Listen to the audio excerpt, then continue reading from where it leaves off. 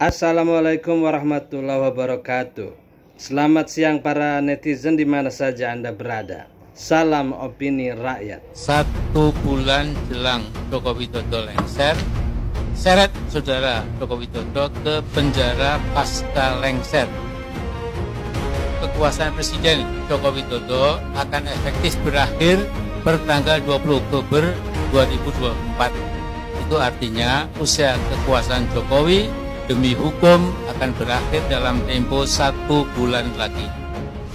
Sepanjang menjabat sebagai Presiden RI sejak pertama dilantik pada tanggal 20 Oktober 2014 hingga jelang lengser 20 Oktober 2024, saudara Joko Widodo telah banyak melakukan kejahatan dan menerbitkan berbagai kebijakan yang zalim terhadap rakyat.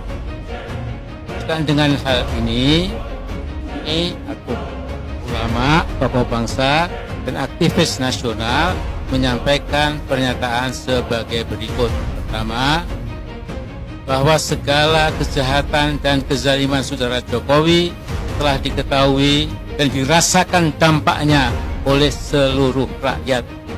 Kesulitan untuk menyeret saudara Joko Widodo ke meja hijau bukan karena ketiadaan bukti, namun lebih kepada karena adanya perlindungan kekuasaan dan imunitas jabatan Jokowi sebagai presiden yang membuat segala ikhtiar untuk menyeret Jokowi ke penjara untuk mempertanggungjawabkan perbuatannya menjadi kandas di tengah jalan.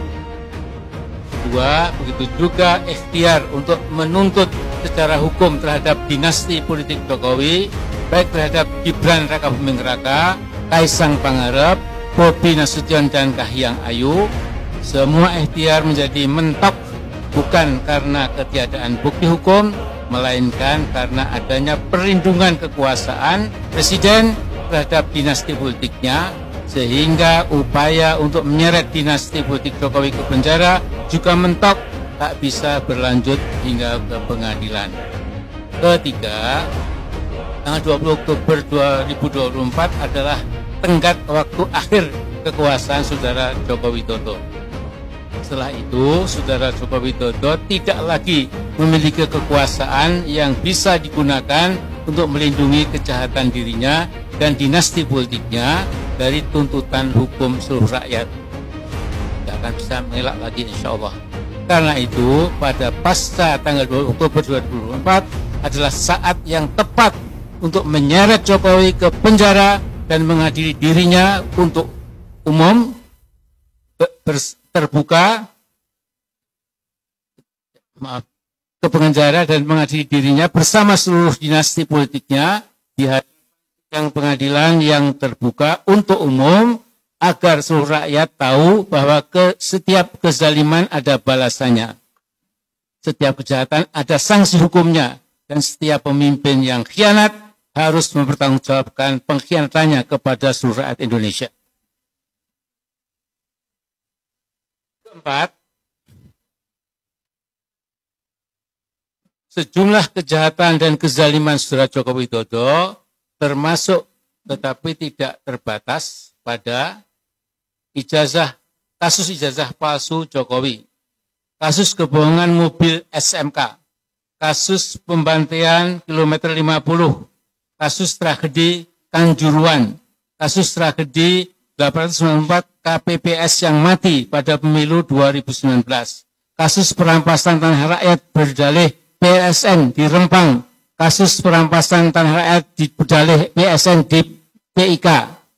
2. Kasus perampasan tanah rakyat berdalih proyek IKN di Kaltim, kasus perampasan hak buruh melalui Undang-Undang Omnibus Law Cipta Kerja, kasus pembungkaman HTI dan FPI, kasus penistaan agama, kasus tuduhan terorisme pada ulama dan aktivis, kasus mendiskreditkan ajaran Islam khilafah, kasus pecah belah umat Islam, kasus pecah belah parpol, dan perampasan kedaulatan partai politik, dan berbagai kejahatan dan kezaliman lainnya harus dibawa ke proses hukum di pengadilan untuk dimintai pertanggungjawaban di muka hukum.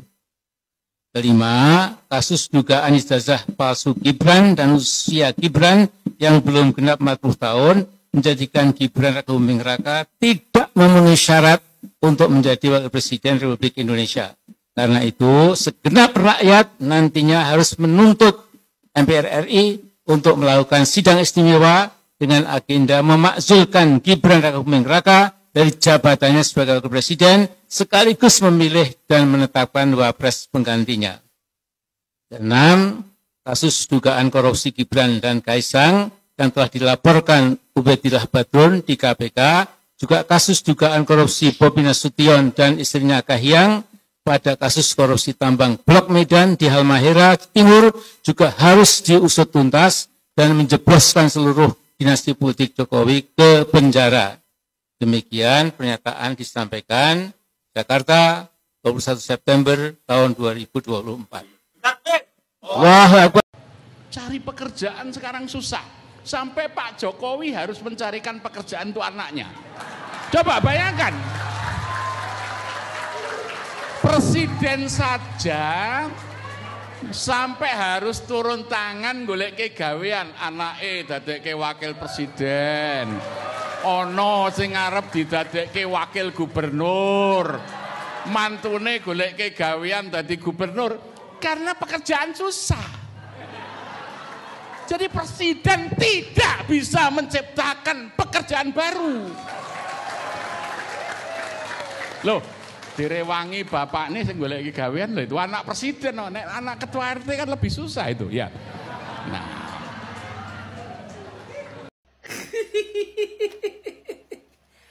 Jokowi panas. Jokowi stres. Jokowi ini. Tahu gak Jokowi kenapa panas?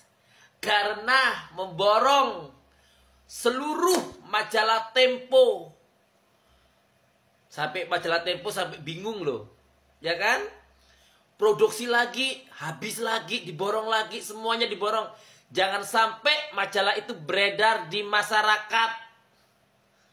Kalau apa yang diucapkan di majalah Tempo itu tidak fakta, ngapain lu kepanasan Jokowi? Kenapa lu memborong seluruh majalah Tempo? Yang dimaksud sekarang yang memborong tuh pakai uangnya Jokowi atau uang APBN? Jokowi kan suka banget memakai uang negara. Suka banget. Jokowi kan aja utang. Jadi kalau APBN-nya habis, ngutang lagi, ngutang lagi, seluruh ngutang. Hobi ngutang. Nanti yang membayar masyarakat Indonesia. Gak peduli, gue ngutang bukan gue yang bayar, gak peduli katanya dia. Mau rakyat miskin kek, mau apa, gak peduli. Yang penting gue berkuasa. Nama gue makmur. Nama gue jaya. Pendukung-pendukung gue menyembah seperti menyembah Tuhan. Jokowi seperti Fir'aun, minta disembah. Salam waras.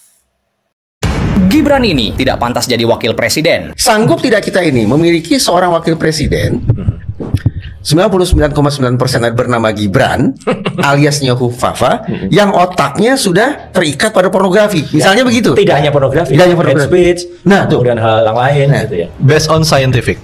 Kalau wakil presiden kita Ternyata volume otak depannya sudah menyusut, ya. sehingga kecakapan dia dalam berpikir terganggu, keputusan-keputusan dia sangat rentan menjadi error, maka nasib kita bakal sengsara nantinya. Lah Gitu. hasil ketika testing brain CT scan Maka itu saya mau ke sana. Saya mau ke sana.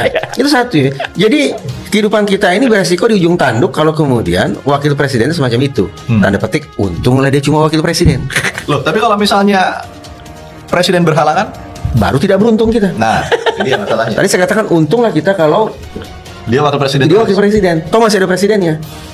Tapi dengan segala hormat saya ke Pak Prabowo nih, kita tidak bisa ingkari kan, Pak Prabowo usianya sudah lansia. Kita mengundang bertepatan dengan momentum G30S, 30 September.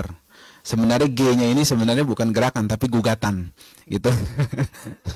Gugatan 30 September. Dengan ini kami ya hadir tim advokasi masyarakat anti kebohongan atau TAMAK. kita tamak di sini maksudnya tamak keadilan ya, bukan tamak yang negatif. Jadi kita tamak, rindu, kangen, dan maruk akan keadilan yang memang berarti susah untuk didapat sementara ini, seperti itu. Nah, hanya mengatakan mengenai penegakan hukum yang berkeadilan. Nah, tapi konkretnya saya akan sampaikan press release tentang gugatan 30 September terhadap Presiden Joko Widodo atau G30S Jokowi. Sehubungan dengan telah didaftarkannya gugatan perbuatan melawan hukum